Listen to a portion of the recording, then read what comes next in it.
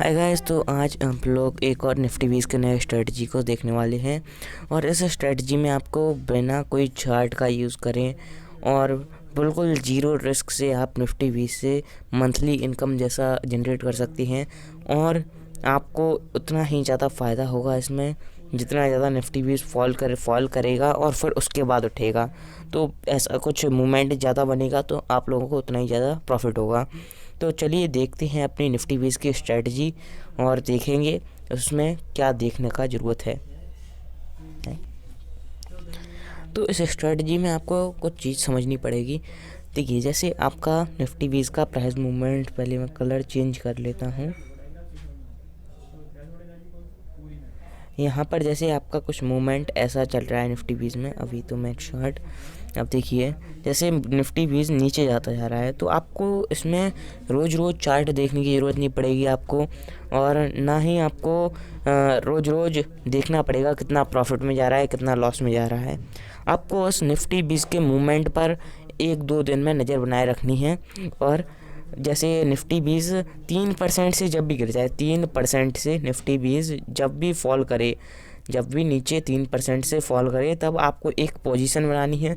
और जैसे आपका कैपिटल 10,000 है तो उसमें से 10%, जितना भी कैपिटल हो आपका उसमें से 10% निकाल कर आपको 3% गिरा, तो जैसे यहाँ पर 3% था, यहाँ पर मान लेते हैं हम लोग 100 था इसका प्राइस, 97 आ गया 100 से, तो यहाँ पर हमने अपने 10% कैपिटल डाल दिया। अब फिर से नीचे और 3% नीचे आ गया, मान लेते हैं यहाँ पर 3% और नीचे आ गया, तो यहाँ पर हमने 10% और कैपिटल डाल दिया। तो जैसे ये वाला इस वाले को प्राइस को हम लोग मान लेते हैं कि ये 95 मान लेते हैं। चलो 95 3% होगा, क्योंकि 97 का एक्यूरेट 3% निकालने में बहुत टाइम लगेगा, तो 95 मान लेते हैं। तो आपको ऐसे करके नीचे गिरते जा रहा है तो 3% में आपको 10% अपना कैपिटल लगाते जाना है। और आपको टारगेट कितना बनाना है? टारगेट बनाना है आपको 5% का। अब जैसे आपने यहाँ पर इन्वेस्ट किया, यहाँ पर इन्वेस्ट किया, तो इनका आप एवरेज निकाल लीजिएगा। जैसे 97 + 95, और 2 बार अभी इन्वेस्ट किया है तो डिवाइड बाय 2 हो जाएगा। तो यहाँ पर डिवाइड बाय 2 करने से हम लोगों का एवरेज आ जाएगा। पहले इनको ऐड करेंगे तो हम इस कैलकुलेशन को करते हैं। तो यहाँ पर पहले ऐड होगा 5 और 5 2 और कैरी 1, और यहाँ पर 192 डिवाइड बाई 2, तो 2 1 जा 2, 9 जा 18, 9 जा 18 और फिर 1 6, तो आपका 96 इसका एवरेज आएगा। वैसे मैंने आपके सामने कैलकुलेशन इसलिए किया, मुझे साफ साफ समझ में आ रहा था कि 95 और 97 एक का डिफरेंस है, तो 96 ही एवरेज आएगा। तो जैसे 96 एवरेज आया और 96 एवरेज प्राइस आया, इसका ये आपका एवरेज बाइंग प्राइस है। ये सारी चीज़ें वैसे तो आपका जब आप बाय करेंगे तो आपका डीमेट अकाउंट होता है, उसमें आपको प्रॉफिट एंड लॉस दिखाता है, वो एवरेज के हिसाब से ही दिखाता है। एवरेज बाइंग प्राइस होगा उसके हिसाब से ही वो आपका प्रॉफिट एंड लॉस दिखाता है। तो जैसे कि 96% का 5% अप लगभग आपका होना चाहिए। 5% अप 101 या फिर 101 से लेकर 102 तक का टारगेट होना चाहिए आपका। तो ऐसे आप टारगेट फिक्स कर सकते हैं। अब चलिए देखते हैं 3% कैसे गिरता है, तब देखेंगे 3% डाउनफॉल जाएगा तब आप लोगों को कैसे बाय करना है। ये थोड़ा सा चार्ट पे समझ लेंगे तो अच्छा समझ में आ जाएगा। चलिए ट्रेडिंग व्यू के चार्ट पर चलते हैं। तो यहाँ पर हमारा चार्ट ओपन हो रहा है। अब यहाँ पर देखिए, आपको निफ्टी 20 का कुछ मैंने इसीलिए आपको चार्ट पर बताने का सोचा, क्योंकि जो आप वहाँ पर देखते हैं, मैंने जैसे समझाया ऐसे करके आपको कि ये आपका प्राइस है 3% गिरा तो आपको ख़रीदना है, तो आपको ये समझ में नहीं आएगा। क्योंकि क्या होता है कि हम लोगों को प्रैक्टिकल चीज़ें ज़्यादा समझ में आती हैं, और जैसे मैंने बताया वैसा कुछ मूवमेंट आपको दिख नहीं रहा है। जैसे आपने कहा यहाँ पर 3%, मैं कैसे पता करूँगा कि 3% गिरा, अब ये ऊपर गया, मेरा टारगेट हिट नहीं किया, पहले ही नीचे आ गया, तो क्या करना है ऐसे में, ऐसी कंडीशंस में। तो इसीलिए मैं आपको एक बार चार्ट में समझाने के लिए लेके आया। अब देखिए, जैसे आपको यहाँ पर आपके लिए काफ़ी बड़ा प्रॉफिट आ रहा था, यहाँ पर आपने जैसे इन्वेस्टिंग करना शुरू किया। अब पहले हम लोग इन्फो लाइन से सब कुछ समझ लेंगे, क्योंकि इससे हम लोगों को आसानी होती है। जैसे इसका पीक से मानते हैं, पीक से ये 3% कब हो जाएगा। अब जैसे नीचे ले जाएंगे इसको, तो यहाँ पर अभी 3% नहीं हुआ, यहाँ पर होता है अपना करेक्ट 3%। तो ये कौन सा प्राइस है, 186 पर। 186 पर आपने एक पोजीशन बनाया और फिर आपको थोड़ा बहुत टेक्निकल एनालिसिस ज़रूर यूज़ करना है। अगर आप टेक्निकल एनालिसिस थोड़ा बहुत जानते हैं तो उसको यूज़ कीजिए, वो आपने सीखा इसलिए है। अब यहाँ पर जैसे देखिए 3% पर आपने कहा कि बहुत अच्छा मेरा एक यहाँ पर आपने पोजीशन बनाया। अब इसके बाद और नीचे आ रहा था। अब देखिए इतना बड़ा 3% है, तो ये कोई 3% तो होगा नहीं, ये लगभग 1% होगा। तो इसको अपन लोगों को भूल जाना है। और फिर देखिए आपका ये नीचे क्या कहते हैं अपना intermediate head and shoulder chart pattern बना और इसके बाद काफ़ी बड़ा मूव दिया इसने और यहाँ पर आपने इतना रिकवर कर लिया, मतलब आपने पोजीशन लिया था यहाँ पर लगभग, और आपका लगभग 2% का प्रॉफिट हो गया। लेकिन आपको क्या यूज़ करना है टेक्निकल एनालिसिस को, और आपको यहाँ पर एग्जिट करना पड़ता और फिर से आपको यहाँ पर कितना अच्छा ट्रेड मिला। यहाँ पर लगभग आपका 3% फॉल किया और फिर उसके बाद 3-4% ऊपर गया। अब जैसे और देख लेते हैं कुछ जगह। अब यहाँ पर देखिए, यहाँ पर अगर आपने ट्रेड लिया होता तो यहाँ से अगर आपका टारगेट हिट ना करते हुए फिर से नीचे आ गया, लेकिन दोबारा इसने टारगेट हिट किया और आपका मनी बन गया। अब पीछे और देख लेते हैं कुछ जगह और बैक टेस्टिंग कर लेंगे स्ट्रेटजी। सॉरी 15 मिनट के टाइम फ्रेम पर खोल रखा है मैंने। 1 डे के टाइम फ्रेम पर आपको अच्छा टेस्टिंग आएगा, बैक टेस्टिंग। तो 1 डे के टाइम फ्रेम पर एक बार चेक करते हैं। 1 डे के टाइम फ्रेम पर हम लोगों को काफ़ी ज़्यादा अच्छा दिखता है। अब यहाँ पर देखिए, इसको मैं हटा देता हूँ लाइन को। अब यहाँ पर देखिए, यहाँ पर कितना फॉल किया है, यहाँ पर इस वाली लाइन पर।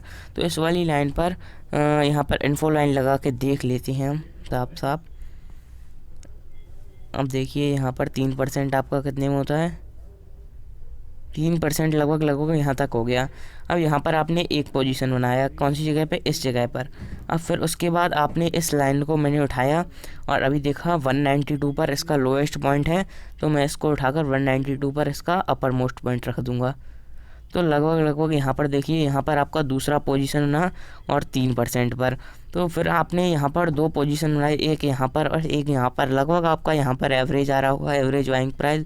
तो फिर आपका इसके बाद 5% का अभी तक टारगेट हिट नहीं किया है। ये वाला अगर आपने पोजीशन लिया है तो इसका अभी तक आपका टारगेट हिट नहीं हुआ है। लगभग आपका वो टारगेट कहाँ से हुआ, मैं वो आपको यहाँ से अगर हम लोग कैलकुलेट करें टारगेट को 190 से, तो आपको ये सब अपने चार्ट पर, ये थोड़ी छोटी मोटी चीज़ें आपको अपने चार्ट पर ड्रॉ करके रख लेनी है।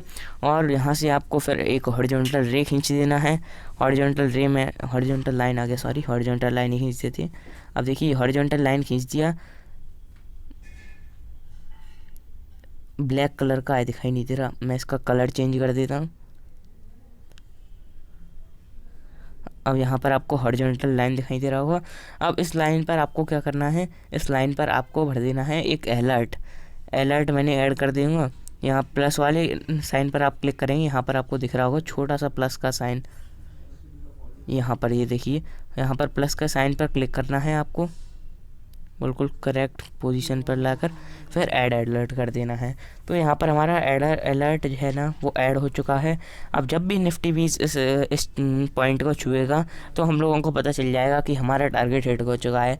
या फिर ये सब चीज़ें आप अपने जो आपका ब्रोकर है उसमें, ब्रोकर के डीमैट अकाउंट में कर सकते हैं, तो उसमें वहाँ से भी आप कर सकते हैं। लेकिन यहाँ पर आपको सिर्फ अलर्ट मिलेगा। अगर आप बैक टेस्टिंग कर रहे हैं तो यहाँ पर आप अलर्ट भरिए अपने चार्ट पर।